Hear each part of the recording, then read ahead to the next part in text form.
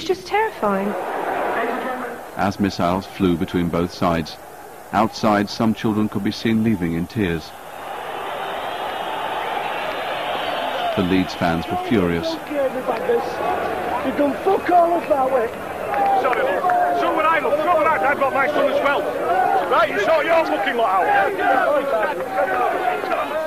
And once again, the tension threatened to spill into more violence. Others had more serious injuries.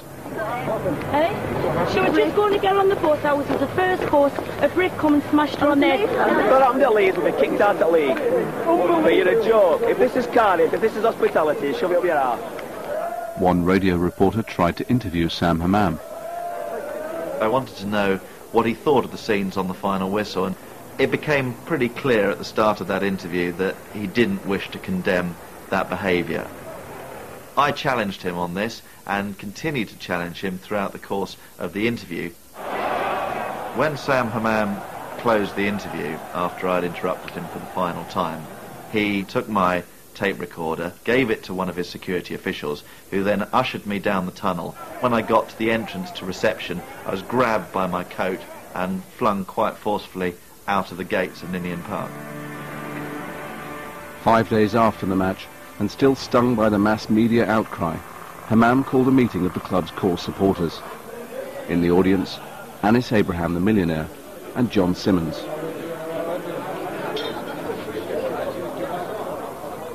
Cardiff City's owner was here to rally the troops. All this media campaign, this violence and evil and lying, I mean, they're really trying to come after the club and after me. Has this been good for the club?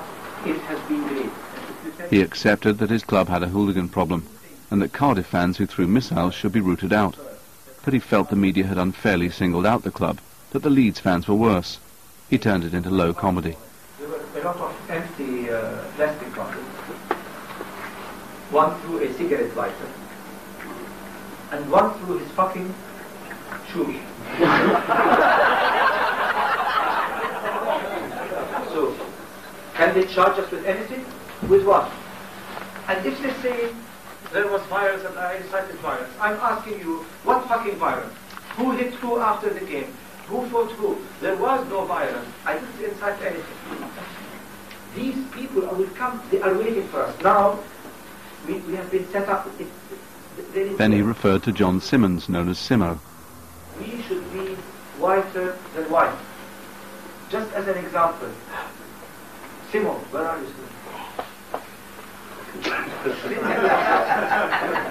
He's going to join the carol. He's going to start singing Christmas carols. Don't sing anyway.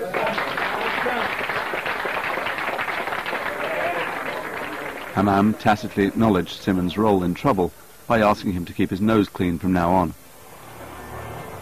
At the end, the club's chief executive is filmed in deep discussion with John Simmons and with Anis Abraham. The next day, Sam Hammam went on the offensive, launching what he described as his war on violence at the club. Thank you very much. Some are not convinced. Thank you for coming. What I'm saying is that's the words, where's the action? And in my experience, in the time I was here in Cardiff, I saw very little action, albeit sometimes a few words. Where does Sam Hammam coming from? What is his view? I mean, why is he so closely involved with these groups? Cardiff City has condemned hooliganism on several occasions, mainly after the Leeds match, when it launched a fans' charter to report, then ban for life, those seen throwing objects inside the ground. But this spring, at the official Cardiff Club shop, you can buy a copy of a new book. It's a historical celebration of the Cardiff Hooligans, the Soul Crew. Have you got a copy of the Soul Crew book? No. At first it's hard to get, but the book is available from the manager. How much is it? Nice. So why are you standing behind the counter then?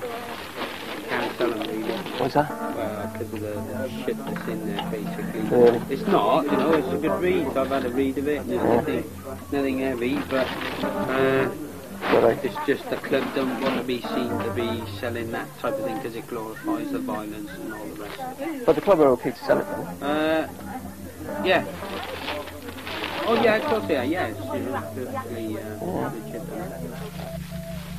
The book that Cardiff City are selling is written by a Soul Crew hooligan, Tony Rivers, who we've seen active this season.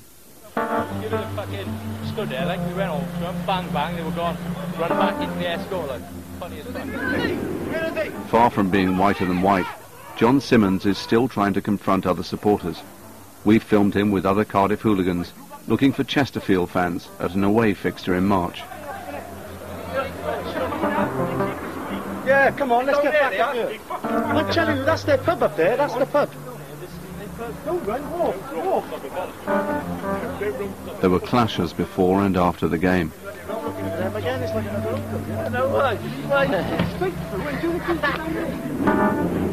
Di Thomas, the ex-Cardiff City footballer, was jailed after the Cardiff-Leeds match. He'd run onto the pitch and thrown missiles. He's banned from football grounds for 6 years.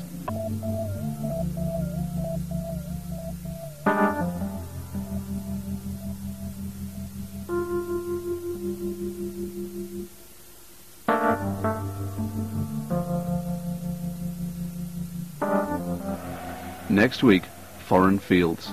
The power the hooligans exert over two of the world's biggest clubs. We go undercover in Rome with the Ultras of Lazio, perhaps the most organised and political hooligan group in the world.